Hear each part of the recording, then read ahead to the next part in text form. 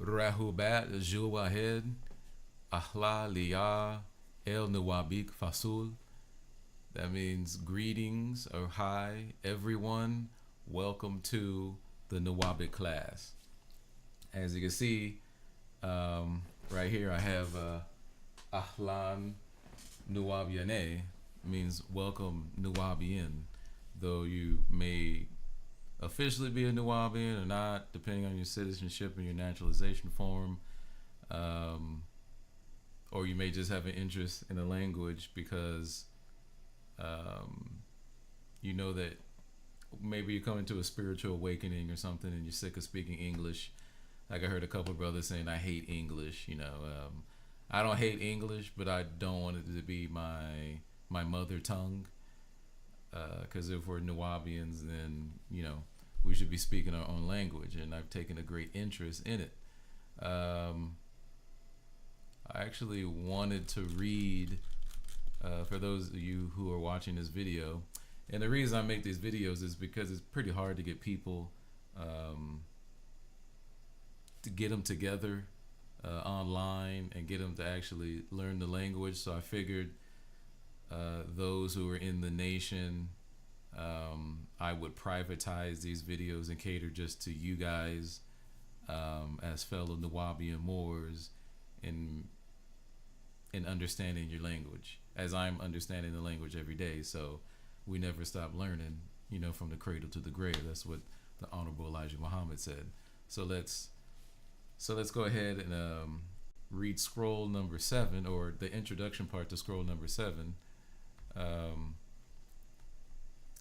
And it's called the Teacher's Guide to the Nuwabians Language. It had to been, I figured this book had to be written somewhere between 1993 and 94. But sometime in the mid 90s, this book was written by Malachi Z. York. I don't think, well, anyway, by Dr. Malachi Z. York. So let's just read through this so we get some type of background information on how the language came to be, why it was created,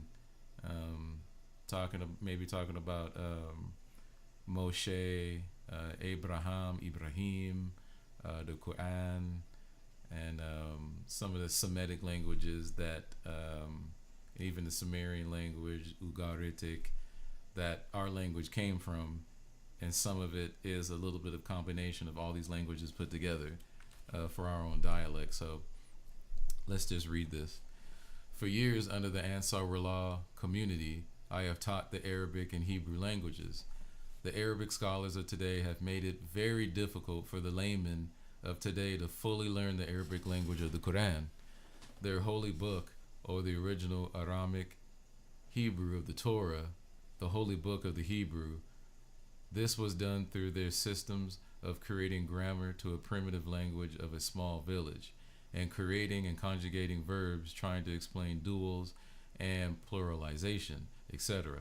So my intent was to teach the Nuwabian Moors the original Arabic language through importing teachers from Sudan and Egypt to make sure that the children learn the classical Arabic of Quran, while Muslims, knowing that the Quran 19, chapter 19, verse 97, clearly says that it was revealed in the Quraysh dialect, not classical Arabic.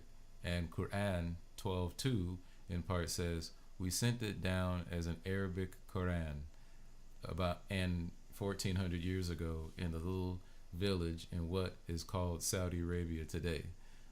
In Saudi Arabia today, remains of a small tribe called the original Quraysh people, who descended from a Moor called Hashim, or the Hashimites, dark-skinned, woolly-haired people who were direct descendants of Abraham, who became Ibrahim, the Chaldean who spoke Chaldean, and from his tongue came the Hebrew language.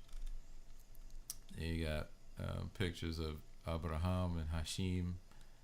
One of the families of the language today is called Semitic, from the sons of Shem, also Moors, which came from the name Semitic or Shemites comes from, found in Genesis 10:11, namely Ashur and Aram. and from Eber, the son of Shelah, all dark-skinned, woolly-haired Moors. All these men were the children of Utnapishtim, Noah, and their children. Aramic, Hebrew, was the language of the Arameans, the descendants of Aram, the fifth son of Shem, and his wife Fatin. Aram settled in a country which was called Aram. Numbers, I think that's 33, chapter 33, verse 37, if I'm not mistaken, because I don't think there's that many chapters in Numbers. So, and the language Aramic was named after him, which proves that he was a leader.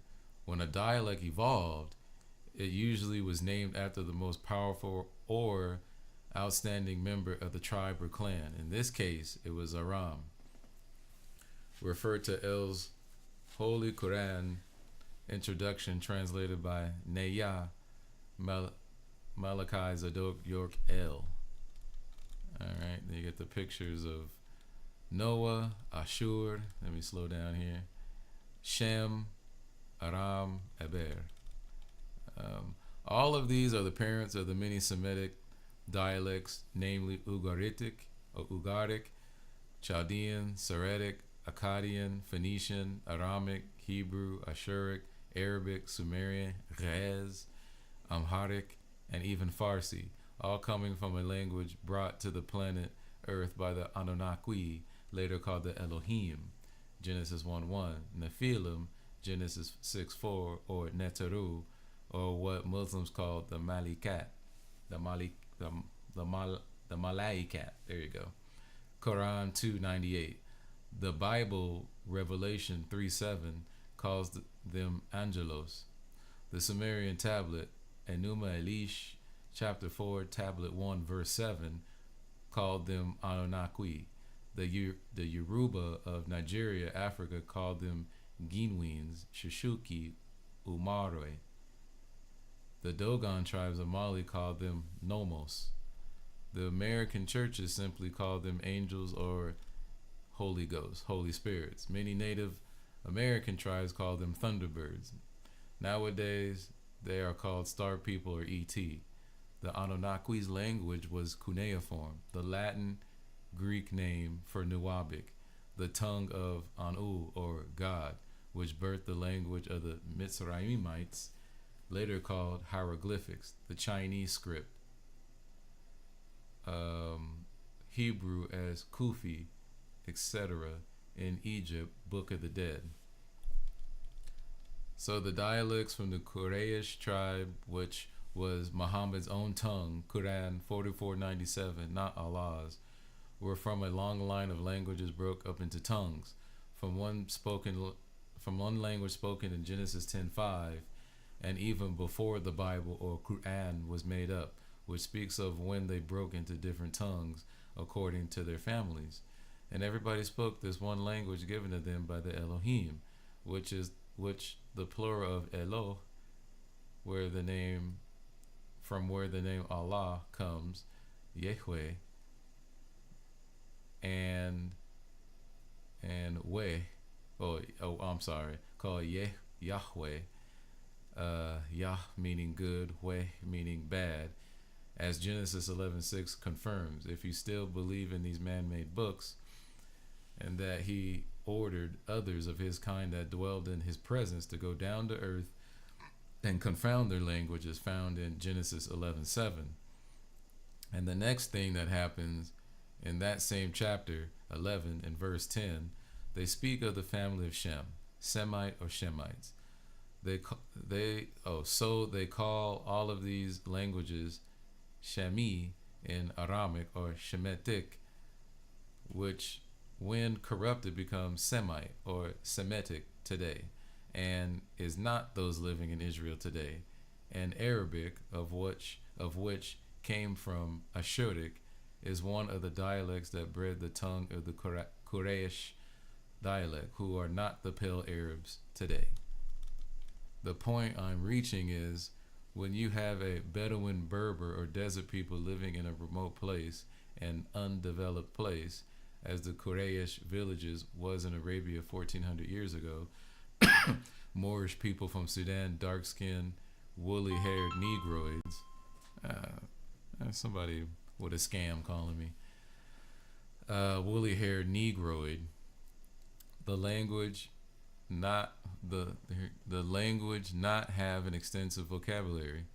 Oh, the language does not have an extensive vocabulary.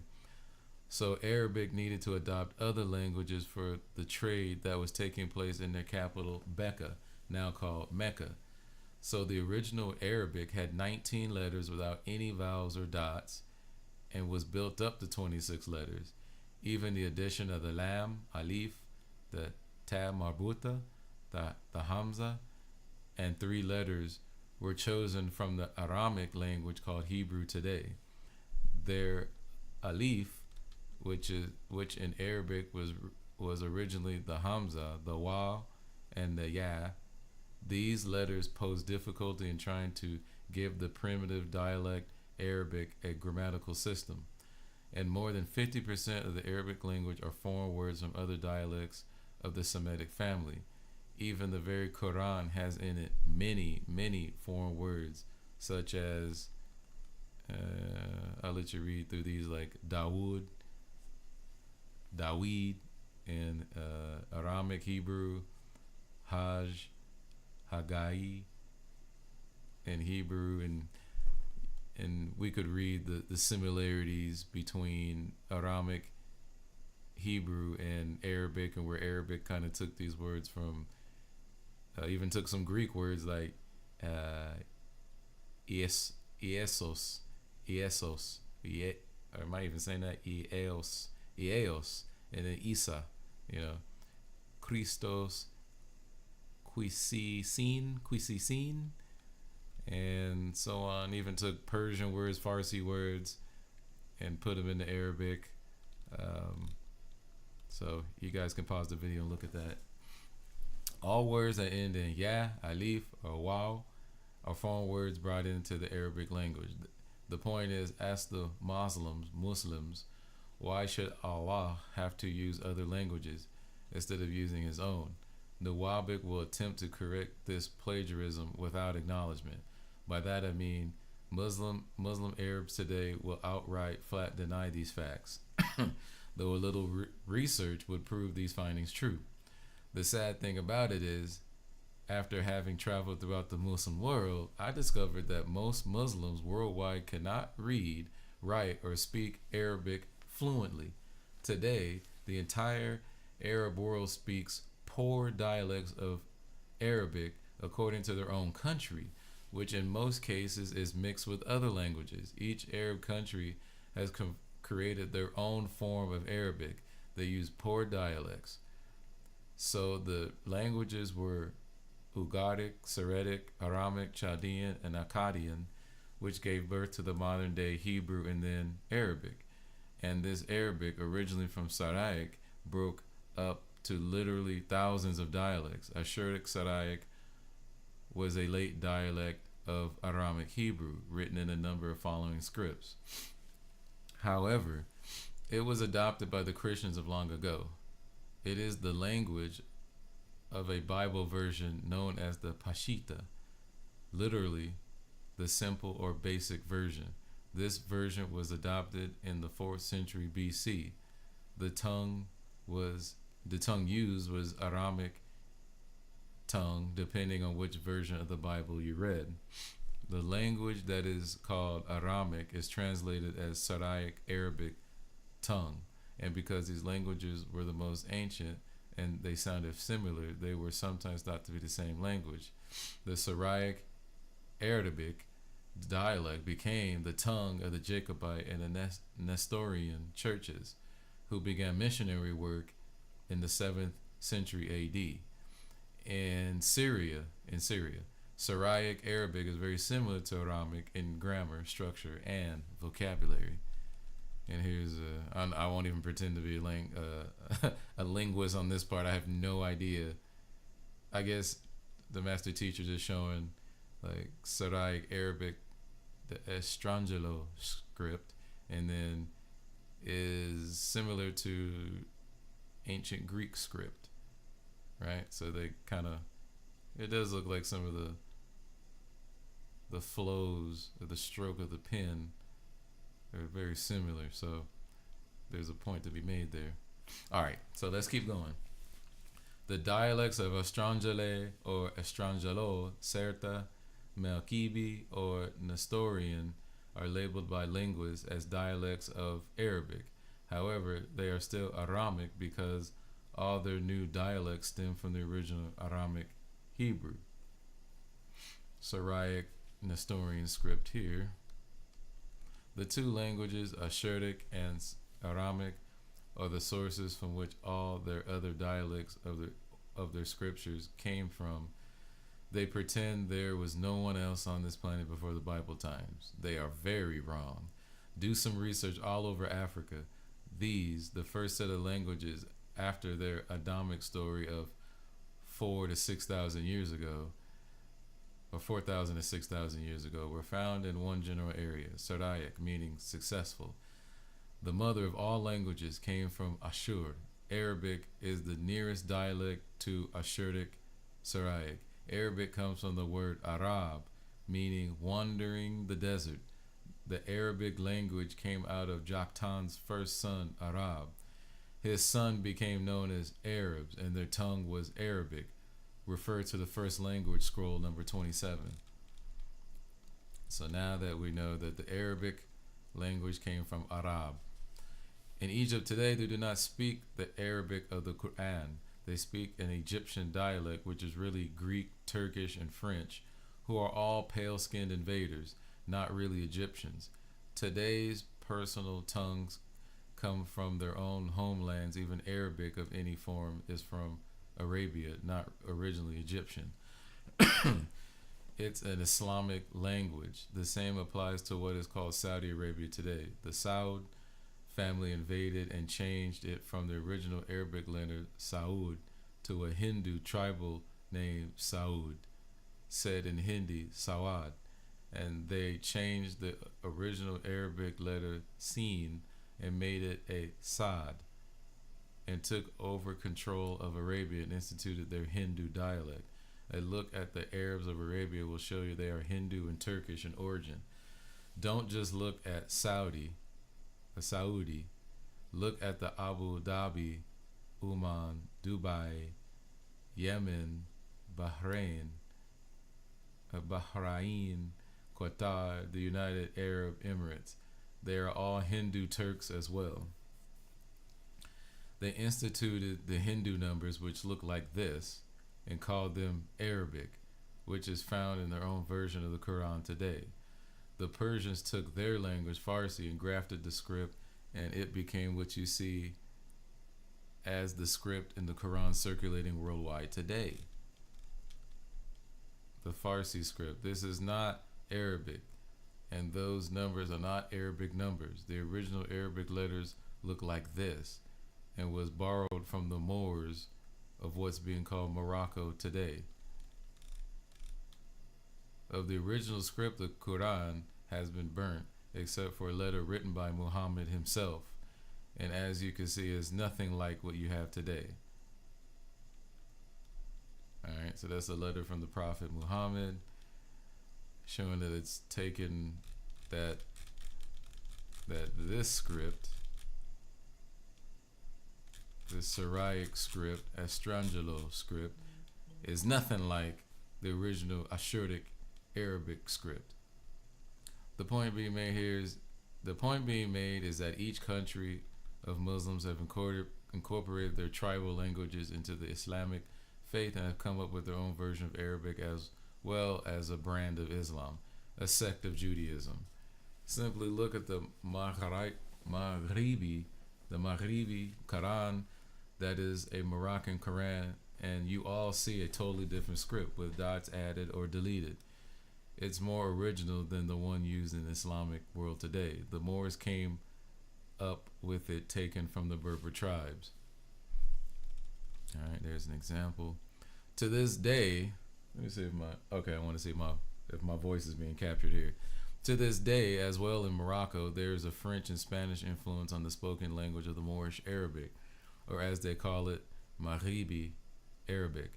In actuality, the Turkish have their own language, using a script they call Arabic from Farsi. The Syrians, the Lebanese, the Libyans, the Tunisians, the Somalians, the Sudanese, the Pakistanis. Then there is derivatives such as Swahili or Urdu. Only a small percentage of Muslims speak, read, and write classical Arabic. Under 3% of the Muslim world do. That's a shame. Yeah, that is a shame for people who say that their whole life is dedicated to the Quran and speaking the language that's so sacred, and they can't even read classical Arabic. That is a very small amount. They don't want more Muslims, Negroid, to learn the Arabic of the Quran until they have blind faith, so that they won't reveal all the mistakes of the new Islam and the new Quran today. So I repeat, most Muslims worldwide don't read, speak, or write classical Arabic. And who cares, being that it is not the original language of the Quran and not Allah's own tongue, as the Quran itself claims, Quran 4497, and that a malicious intent to hide dialects has been plotted by the followers of Musaylimat ibn Habib al-Hanafi, whose own Quran is being read worldwide as the original, which it's not. He is the Muhammad of the Islamic world today. Refer to the Holy Quran, translated by Naya Malachi Zadok York L. These terrorists are not the real Muslims. He is not to be mistaken for the real Mustafa Muhammad Al-Amin, whose identity they try to hide because he was dark olive skin color with woolly hair, as all real Moors. Most Negroid Muslim have no idea that their prophet was a Negroid Arab. Baruchni means bless me. In a book that was written in the 9th century in the Arabic language called the Book of the Glory of the Black Race by Kitab Fakhr As-Sudan Allah al-Bidan, makes it clear that the Prophet Mustafa Muhammad al-Amin was Negro. By that I mean a dark-skinned, nappy-haired man, a Moor. Refer to page 9, figure 1.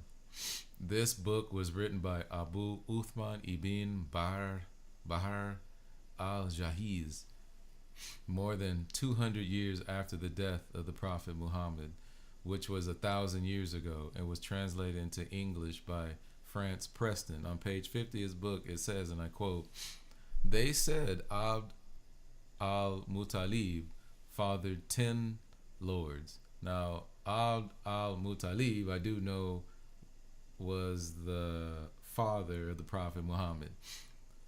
So they said Abd al-Muttalib fathered 10 lords, black as the night and magnificent. Amir ibn at-Tufail saw them circling the Kaaba as if they were handsome jinn, and he said with these, the gatekeeper of the Kaaba is useless. Abd Allah ibn Abbas was blackest in magnificence, and the family of Abu Talib were the most noble of men, and they were black, with black skin.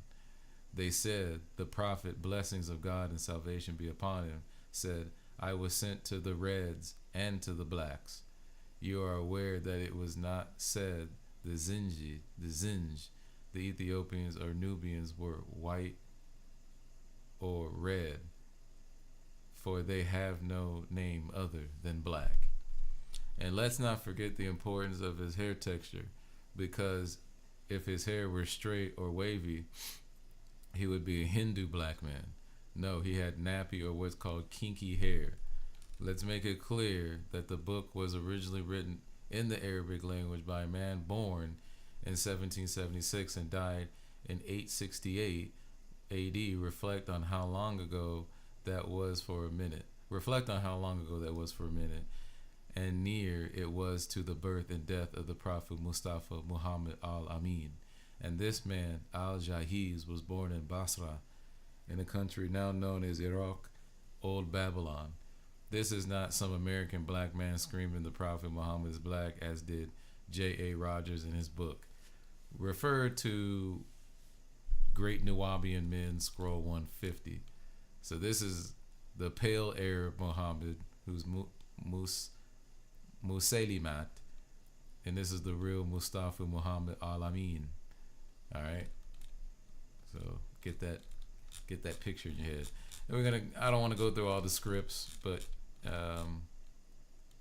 if you become part of this class, then I can share this ebook with you. And there are many more. These are all a dialect of the original Ashuric, Syriac, Arabic language, and none of them are the original Arabic or Arabic. The Muslims are only fooling you. One of the oldest existing copies of the Quran was written in the ancient Ma'il script, referred to the first language scroll. Can't really see it that good here. So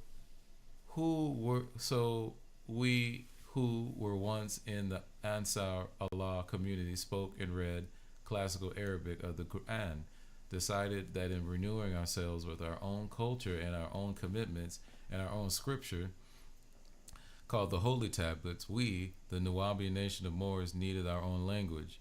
You must have 1, a name, 2, a land, 3, a language, as the Honorable Elijah Muhammad said in the Message to the Black Man book. Our name, nationality is Nuwabian Moors. Our language is Nuwabik, and our land is Mother Earth. Our tribal name, Yamasee, Native Americans. We're entitled to our own dialect, and we have the right to create our everything as sovereign people. The United Nuwabian Nation of Moors, indigenous people, exercise our autonomy, just as all others did and still do. And this language is a combination of ancient Ashuric, Aramic, cuneiform, Akkadian, Chaldean, Olmec, and whatever else we needed to communicate. Thus, I put together our own tongue out of our original language, which was taken from us.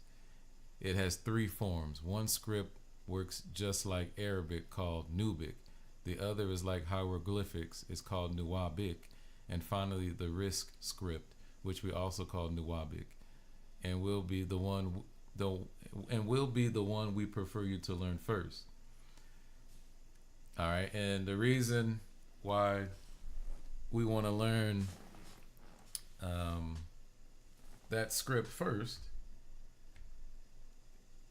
is because it's very similar to English as far as the printing goes. So if we have an A in English,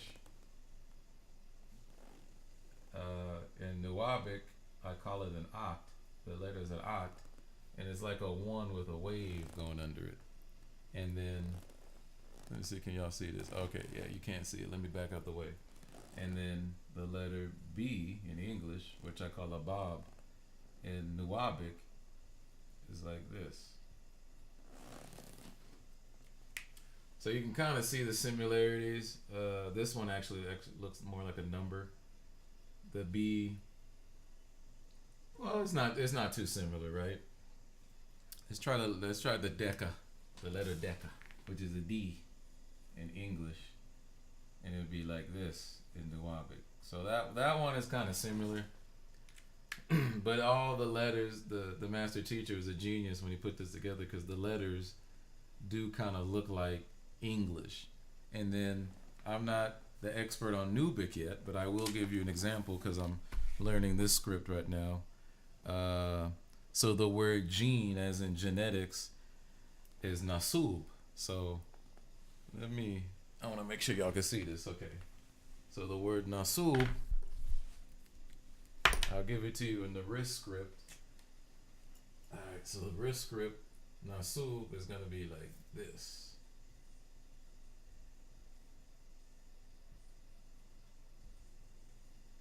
So that's nasub, but I'm sorry, my board's kind of old.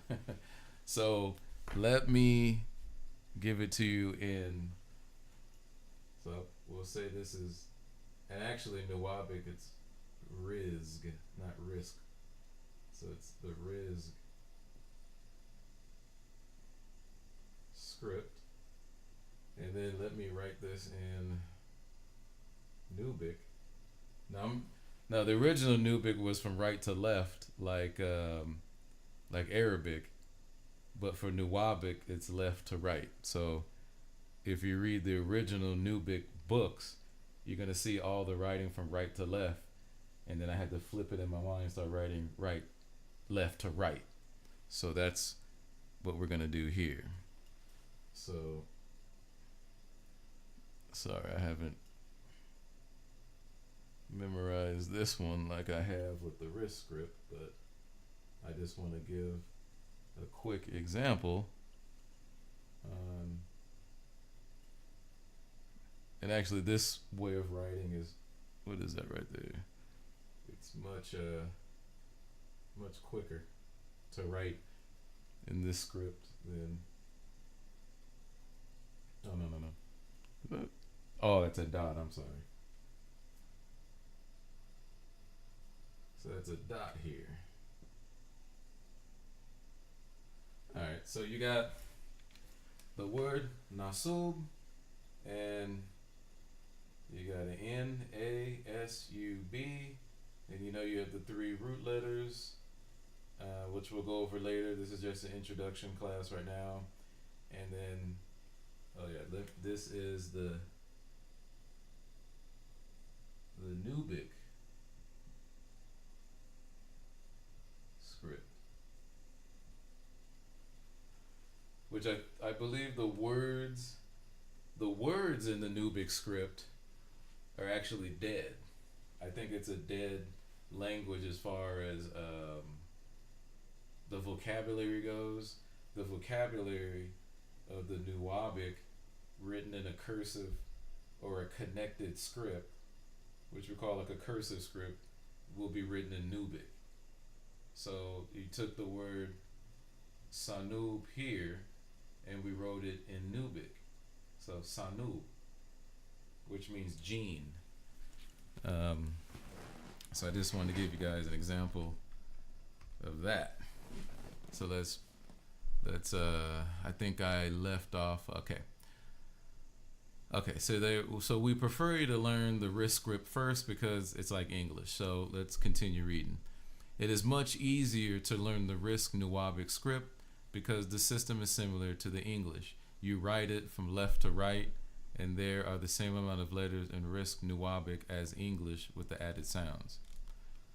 Nuwabik has been created simply to make you understand your language without all the complicated grammatical language, which has sun or moon letters. We as Moors need our own language.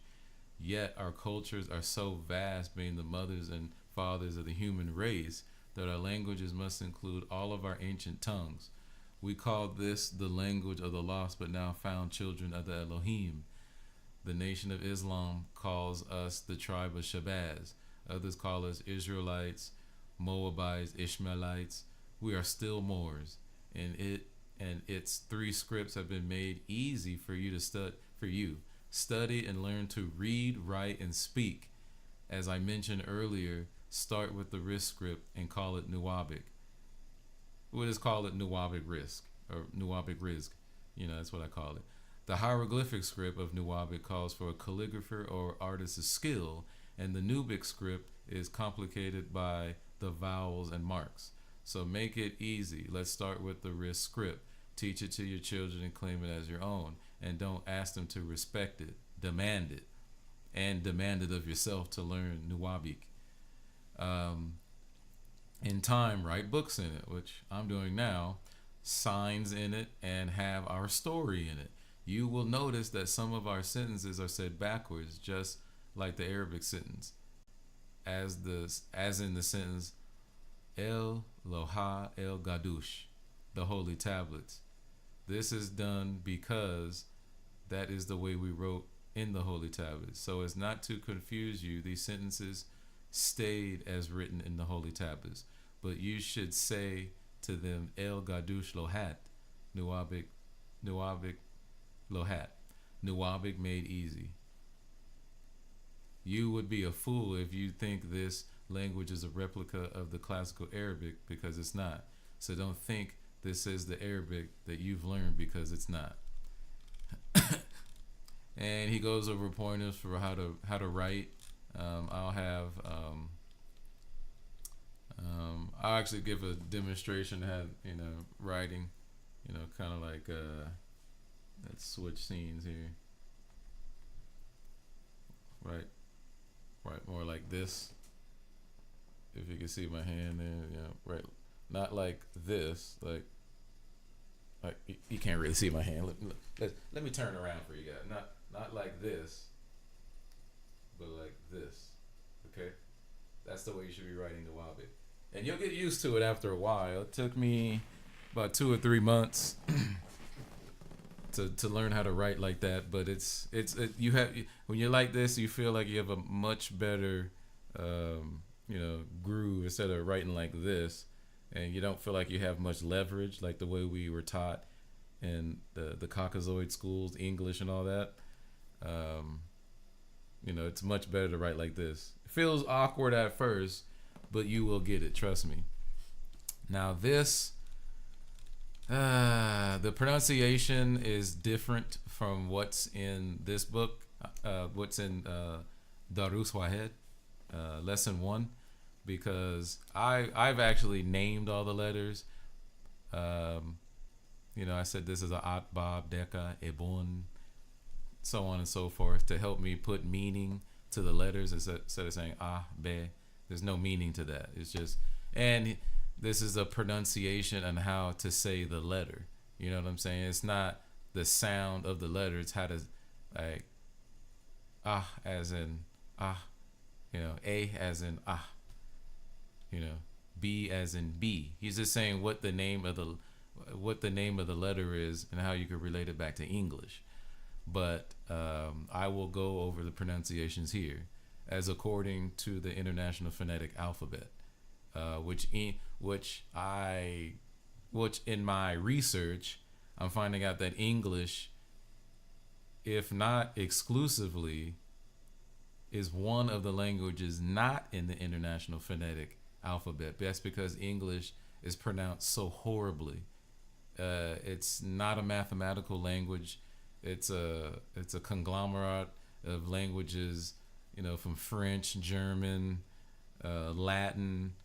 It's really a messed up language. It's hard. I know it's hard for these pronunciations for some people to get, and it's gonna be a while before you can get some of these pronunciations. I even work with my girl on pronouncing some of this, but anyway, I will go through this pronunciation right here so everybody gets a good feel of how to pronounce the word. So A is ah, right? B is b. D is d. E is eh. Not E as in eat. That's wrong.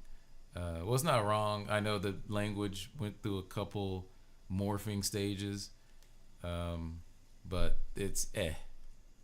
F as in f. G as in g.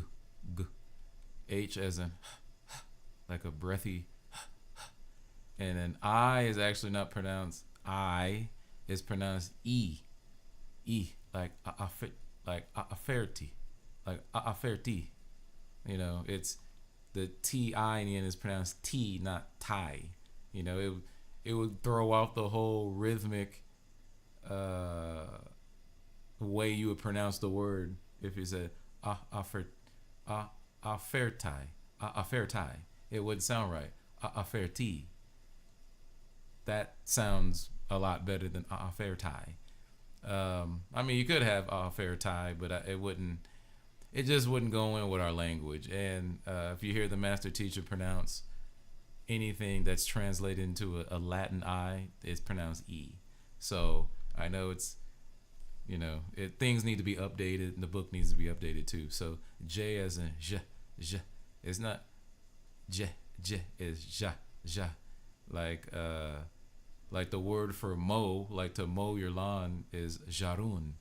We say jarun to say jarun, like Jesus. It almost sounds like a G, And in all Semitic languages, there's distinct sounds in the way you pronounce the letter, right? We like English, the S and the C makes the same sound. And Nuwabik, no. Every letter makes its own distinct sound. We don't waste letters here, and there's no silent letters. If you see it in a word, you pronounce it. Um, Also wanted to take note that in the Yiddish language, which is not Hebrew, not Aramic, you will find out that the devil tried to change the wow, which is a W, right? They tried to change that to sounding like a V, like a vav. It's really a wow, not a vav in the original languages. And you have a letter. Actually, let me display this on the screen, man. Oh, actually, I'm not even showing y'all the screen right here, man. But anyway, I went over the letters, but I was reading from this. I think we stopped off at the J here. I'll go over all the names of the letters later, but I actually wanted to draw this out for you guys because this is what the devil tried to do. This is when the Europeans and the Khazars came into Israel in the late 8th century. So they took this. They took the Aleph, right? Now an Aleph is just a performance marker, like the word in our language for love is Ashug. Ashug. You hear that? Ashug. Like Ashug. So that means love, right? So they took the same performance letter and they said this letter right here, and this they're trying to call this an ayin, like ayin, but it's really rayin, rayin. It is not an ayin. See, they've taken the original and they tried to change the letter because when they were trying to learn from the masters in Israel about the stories, the Tanakh, and all that, they couldn't pronounce this letter, rayin, and it's hard to pronounce. I mean, for me, it was very hard to pronounce. But if you want to pronounce the word correctly, as they did in the ancient days, then it's a rayin, not a ayin. So anyway, I just wanted to point that out because now you've changed the meaning of words. You changed the way the word sounds, and it's not in its original tongue. So that's very important to keep it in the original tongue. All right. So K, k, just like English. L, l, M is m, as in meat. It says right here. N, n. O is O, vowel. R is r, r, r. You actually roll it like Spanish. Ra. S is s. T is t, t. U, u. W as in woo, woo. Y as in y, y. And Z as in z, z. All right. And then the master teacher also, there's there's certain sounds that are not native to English. So this is probably the hardest part for a lot of people. The easiest one to get is the TH because we use TH a lot, like the, this, the. It's like where the tongue kind of meets the teeth. You know what I mean? It connects with the teeth. But this letter right here, I call it a sutuch. It's the same thing as an aleph in Hebrew. That's where Hebrew got it from, is from the sutuch. So from our Nuwabik language. So this is as an and this is like as in on, like on. This is not really a good pronunciation guide, and that's why the master teacher says here. This makes me think that this is how you say the letter, but not the sound of the letter. He says in our language we have doubled letters that are pronounced as one letter, which will be explained later on. Here are double letters. He said they're pronounced as one letter, and he's saying he'll explain it to you later on. But he never explains it right here because he's just trying to get you to recognize the GH as in ghetto. But in English, you don't pronounce the H in ghetto. It's just GE. But he's just trying to explain and give you an example from the transliteration. He's not saying what the exact sound of the letter is supposed to be. He's just saying the transliteration part. So you get what these characters, these Nuwabik characters, how they translate to English or transliterate to English. So this is like as in uh-oh. That says like shug, rug, na'um, which means grace.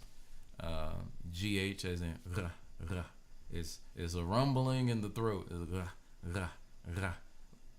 So a word in our language with that is shagul, and that means work, like shagul, like azhebu liya shagul. I'm going to work, you know what I'm saying? Or aneya azhebu liya shagul. I'm going to work. So and then ha. If you know Semitic languages, that's a pretty common sound. I call it a chamun, the letter chamun, but we'll go over that later. The sh is like sh. That's a pretty good one for English too, because they got the sh sound from Nuwabik, So, and then the that's an easy one too, as in this. These are actually pretty good examples here, as in the sound and the pronunciation of the letter, of our Nuwabik letter, but I could get into that later on. Let's see how many minutes we've been on here. I think it's been quite a bit. I'll give it about 10 more minutes, and then I want to call it the day. All right, so I'll read right here. The letters like KH, the Hamun, which is two letters of one sound. It's only two letters of one sound in English. Just trying to get you to relate how it is, like ha. It's actually just one sound. But in English, it's transliterated as two sounds. So the letters like KH, which is two letters of one sound, is said as one letter.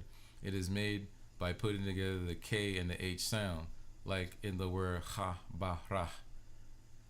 This also happens with the letter SH, as in shoe, and the letter GH, as in rost. Rost. Here are some examples of words that have these letters to get you familiar with them. And saying these over and over and over, if you have this language guide and you're having trouble pronouncing these words, hopefully you'll take this video, see how I'm pronouncing it, and then kind of take that into your practice and your study, because I had no idea about Semitic languages until about 3 or 4 years ago. And I took a Hebrew class, which came to find out it was a Yiddish class through my research, and so I just dropped the class. I'm like, nah, I don't want to learn Yiddish. I'm not into Yiddish. Yiddish is to me, it's a fake language. It's people who want to be part of the story so bad that they made up their own fantasy. So, no, thank you. So, I'll go over these pronunciations. It's chafaza, tabaha, chataba, ba taha, sha jara, sha fa'a, mushmish, sha ra ka, ra laka, ra lasa, ba la ra, sa ra ra. As you can see by reviewing the alphabets, there are some letters missing. These letters are what I call optional letters, meaning they do not appear in our language. It's optional to other languages because we could write any language in Nuwabik because the letters are equivalent to the English script. As in the case of V, it stays a letter V, and the P stays a P, and the letter Q stays a Q, etc. Now, if you have a name of a person, place, or thing from another language like Peter, you can use the optional letters. For example, Peter would be P, the Ebun, which you call E, the Tat, which is a T, another Ebun, which is a E, and then the R, which is I call it Re, like Amun Re. So the only optional letter here is we have is a P, which is basically an oval shape with two lines, two vertical lines going through the middle. So, and here, master teacher goes through, using some of these optional letters when it comes to Latin languages or Latin derived languages. I'm actually transcribing some of the books of the Bible in Nuwabik. Actually, I'm done with the books I'm going to translate, and now I'm just making grammatical corrections. So, and we'll go over some of the stuff that I'm doing as a way of learning Nuwabik, because there's not a lot of books written strictly in the Nuwabik language, and if you want to learn this language, you're going to have to narrow yourself down to just Nuwabik. I'm just gonna learn Nuwabik. I'm gonna use the English only to help me understand Nuwabik.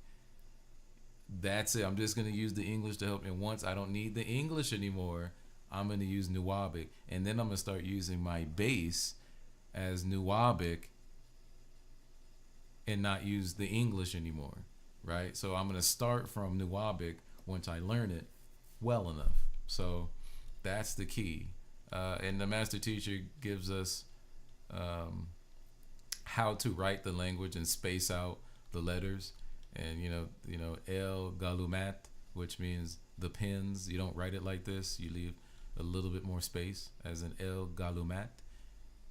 El Fastunat, which means the dresses. So you will get all that. Here's some readings. Vowels, un, an, en, un. This o is actually a vowel too, because a vowel is anything that doesn't block your vocal cords, like an, en, un, o. The o, everything opens up when a vowel. So the O is actually a vowel too. So keep that in mind. These are reading drills with the A sound. Ba,